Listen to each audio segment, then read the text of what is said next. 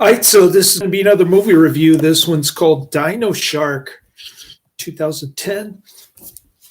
This one surprised me. I'm giving it 4 out of 5 stars. This is going to be another Roger Corman low budget sci-fi horror film from 2010. It was shown on Sci-Fi on March the 13th, 2010. The film premiered on Sci-Fi on the evening of March 13th, 2010, before 2 million viewers. Dinoshark followed up Dinocroc.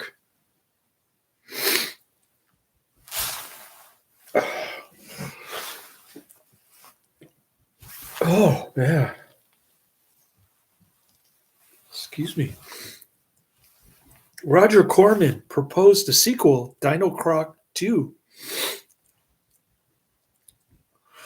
But Sci-Fi felt that television audiences tended to respond better to new but similar ideas more than direct sequels. April McIntyre of Monsters and Critics compared the film to old B movies. A sequel titled Dinocroc versus Super Gator was released on June 26, 2010, which I have reviewed. It's my least favorite of the Roger Corman animal movies. If I had to rank the Roger Corman animal movies, I'd have to put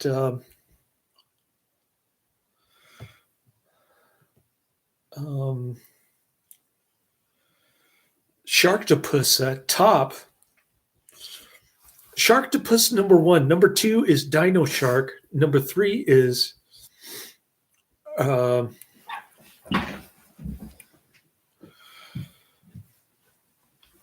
Dinocroc versus Super Gator. So 1 is Sharktopus, 2 is Dinoshark, and 3 is Dinocroc versus Super Gator. Those are those are only 3 that I've seen. I haven't seen Dinocroc. Roger Corman said, while the plot is hard to believe, the film can be enjoyed if belief is suspended and the film is internally consistent. It's one of the so bad that it's good type movies, just like all of these. Although I didn't care too much for Dinocroc versus Super Gator. The film is a remake of the 1979 film Up From the Depths, which I have not seen. Dinoshark has been described as Dinocroc with flippers. Before the film was released, Margaret Lyons of Entertainment Weekly said that this, along with Sharktopus, were destined to be classics of the awesomely awful made-for-TV movie genre. Yeah, I tend to agree with that. Look at the movie poster. What does it say? Roger Corman presents Dinoshark. Fear what's just below the surface. That's what it says. The film opens with a baby pliosaur swimming away from a broken chunk of Arctic glacier that calved due to global warming. That's the only thing I didn't like about this. They don't mention global warming specifically, but you kind of get the idea when you see the chunk of ice falling off the Arctic shelf. 3 years later, it's a ferocious predatory adult, and it kills tourists and locals offshore from Puerto Vallarta, Mexico.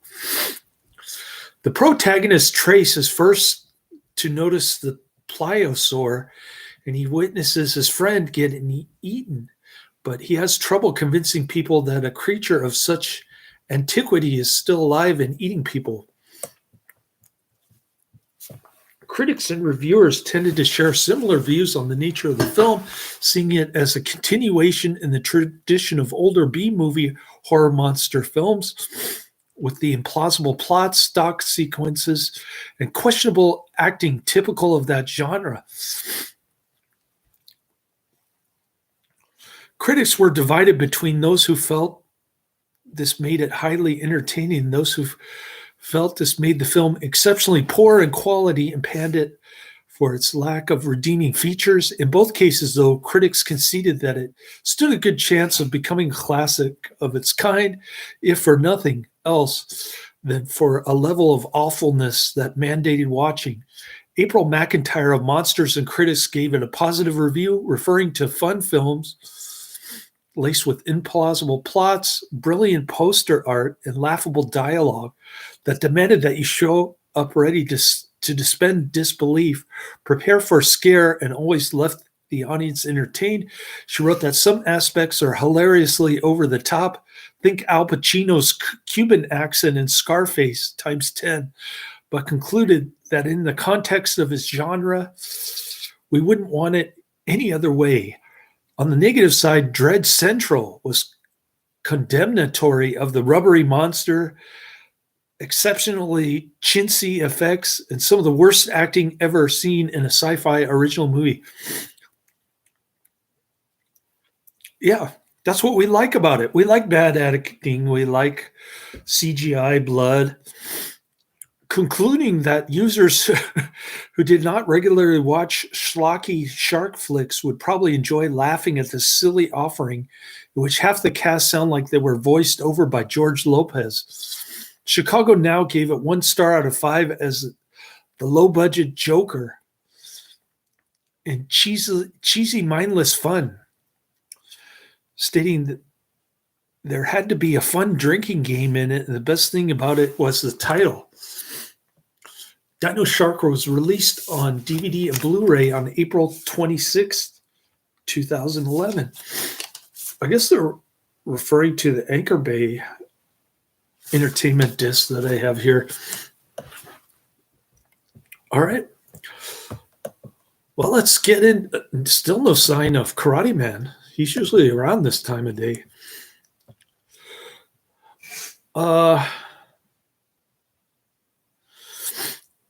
I want to figure out what the heck movie this is.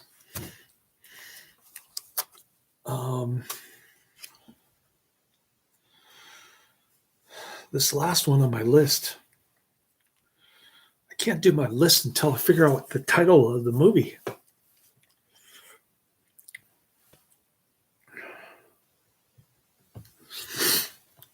Well,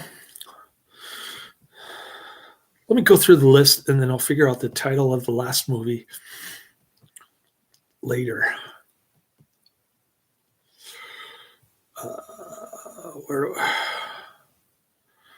Where do I go? Oh, You Bet Your Life. I'm on episode 121 out of 126. Should be done next week. Identity Unknown, 1945. Chained for Life, 1952. Untamed Women, 1952. The Texas Brooklyn Heaven, 1948. Beast from Haunted Cave, 1959. Moon of the Wolf, 1972. Hurricane Smith, 1992. Showdown, 1993. Best of the Best 2. TNT, 1997. My Dear Secretary, 1948. The Mystery Man, 1935. Bride of the Gorilla, 1951. Letter of Introduction, 1938. Dick Tracy versus the Mole, Season 1, Episodes 9 through 12. Devil's Island, 1939. Angel Town, 1990. Mercenary, 1996. Night Fright, 1967. DEFCON 4, 1985. Santa Fe Trail, 1940. Renegade Girl, 1946. Passport for a Corpse, 1962. Black Dragons, 1942. Cyborg Cop 2. Drums of the Desert, 1940. Shock, 1946. It Lives by Night. Train to Tombstone, 1950. Deputy Marshal, 1949. Broadway Limited, 1941. Black Dragons, 1942. The Strange Woman, 1946. The Fighter, 1952. Bamboo Gods and Iron Man, 1974. Zero Tolerance. Ulterior Motives, 1992. The Big Chance, 1933. I'll See You in Hell, 1960. Three Desperate Men, 1951. The Star Packer, 1934. Devil's Hand, 1961. My Outlaw Brother, 1951.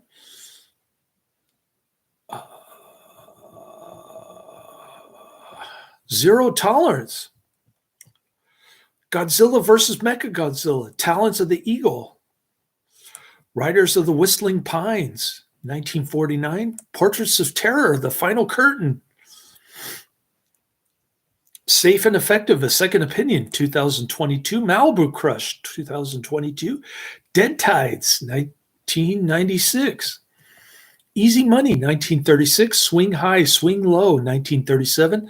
An Eye for an Eye. The Real Anthony Fauci, 2022. Return to the Batcave, The Misadventures of Adam and Bert. The Giant Gila Monster, 1959. Shadows on the Stairs, 1941. The Bigamist, 1953. The Unholy Four, 1954. Triple Cross, 1966. Hold Me While I'm Naked, 1966. Head, 1968. 1990. The Bronx Warriors, 1982. Exterminators of the Year 3000, 1983. Platoon Leader, Penny Serenade, 1949. Creature from the Haunted Sea, 1961. War of the Satellites, 1958. The Black Raven, 1943. He Walked by Night, 1948. They Were So Young, 1954. Whatever It Takes, 1998. One Dark Night, 1982. Cipher Bureau, 1938. Sinners in Paradise, 1938. What Price Crime, 1935. Maytime in Mayfair, 1948. He Walked by Night, 1948. The Strange Love of Martha Ivers, 1946. Tarzan the Fearless, 1933. Monstrosity, 1963. Diamond Trail, 1933. Sinful Cargo, 1936. Youth on Parole, 1937. I'll Name the Murderer, 1936. The Chase, 1946. Impact, 1949. A Stranger in Town, 1943. Half a Sinner, 1940. Captured in Chinatown, 1935. Rimfire, 1949. Deputy Marshal, 1949. Tales of Robin Hood, 1951. The Magic Sword, 1962. Bandit Queen, 1950. Crooked River, 1950. Marshal of El Dorado, 1950. Colorado Ranger, 1950. Wild Weed, 1949. Strangers of the Evening, 1932. Renegade. Devil's Partner, 1961. Fist of Glory, 1991. Night of Horror, 1981. Jungle Ground, 1995. Scanners 2, The New Order, 1991. Scanners 3, The Takeover, 1992. Scanner Cop 2, 1995. Great Guns, 1941. Saps at Sea, Charlie Chan, Murder Over New York. Best of the Best 4, Without Warning, 1998. Excessive Force, 1993. Don't Look in the Basement 2. The Mad Monster, 1942. King Kong Lives. Drum, 1976. Extreme Justice, 1993. Hillbillies in a Haunted House, 1967. Twin Dragons. Scream 2. Jimmy Trainor's Alien Parasite film. Forbidden World. The Shooter, 1997. And last but not least, let me see if I can pull this up. And I'll give you the actual movie title. Let me turn off the sound here. I know I can do this movie title. It's just going to take me a little while. So my son's been using up all the paper towels, toilet paper to blow his nose. And I gave him some chicken noodle soup. That didn't help. He doesn't want Dayquil or supplements. Now I'm starting to get the sniffles.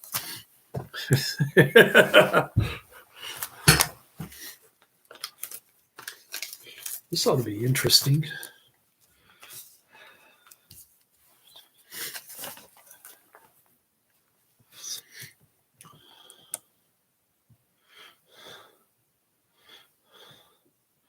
All right. Let's see if I can pull this up. It's taking forever.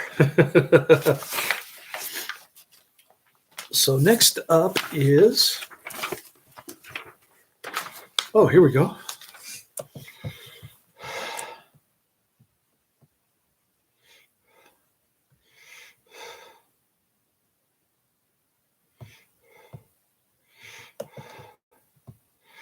All right, I'll click on the link. I'll enter the password, the secret password.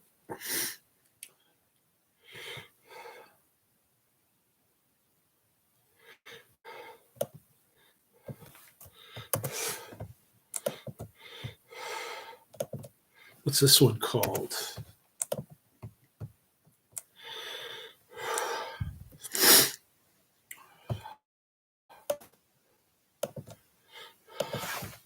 And the password is not working.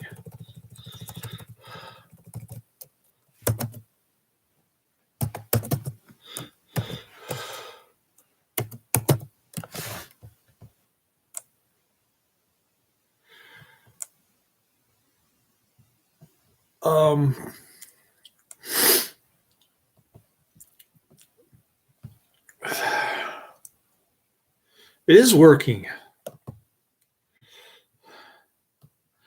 It's called That Cold, Dead Look in Your Eyes.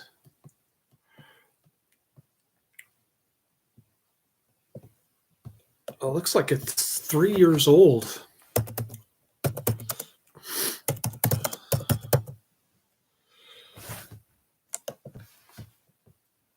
Oh, it's a 2021 film. That Cold, Dead Look in Your Eyes.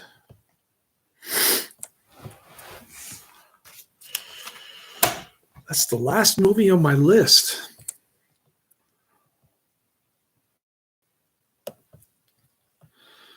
Leonard, about to lose his girlfriend, home, and job, is now having strange hallucinations. Is it stress or an after effect of new technology installed all over the city? He must figure it out or he'll be trapped in this nightmare forever. That sounds like a pretty good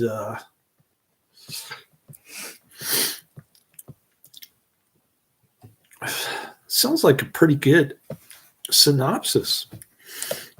There's a trailer on IMDb.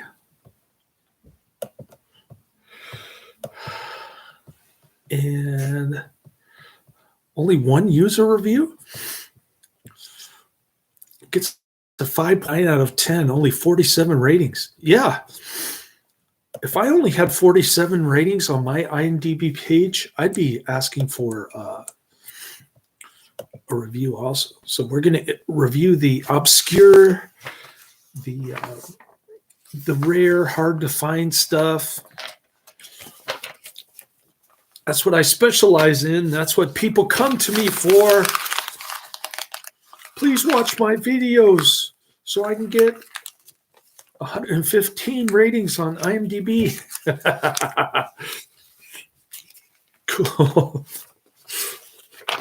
All right. Well, I guess it's time for another nap before I watch The Crybaby Killer. Maybe I can sneak in another half an hour nap. I'm starting to get the sniffles just like my son.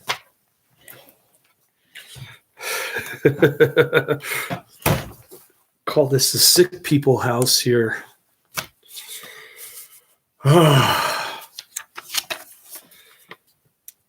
Not enough. It's not going to help me next week. I need like 40 hours for my valet parking attendant job. Maybe 15 for my independent contractor job. I need to get that third job. And I need money because next week my checking account is going to be sad. I messed up and I forgot to punch out. last night, but I told the hungry dude, John, to fix it. So hopefully I'll get paid for last night on Thursday. I'm going to bug him again and ask him if he got fixed. I'm going to bug him tomorrow later.